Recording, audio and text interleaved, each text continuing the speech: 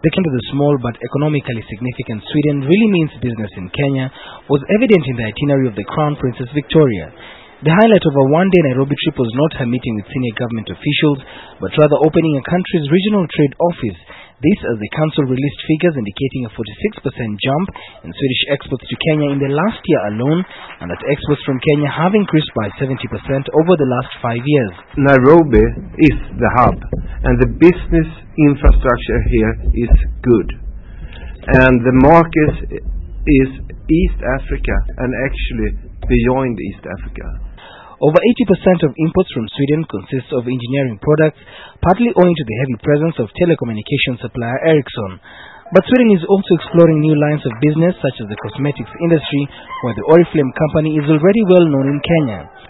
70% of all exports to Sweden from Kenya are, however, either raw materials or foodstuffs, with little to show in the way of processed goods.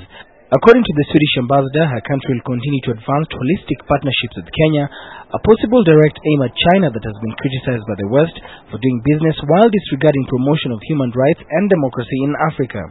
The Chinese influence or cooperation with Africa will not affect the way Sweden works and cooperates in Africa. The Swedes also say giving grants is no longer their main focus, but rather joint business ventures. The Swede Fund, a Swedish government risk capital company which invests up to $10 million in a single company, says it is already in the process of taking up ownership of 6 Kenyan companies drawn from across the board. James Karani, KTN, Business Today.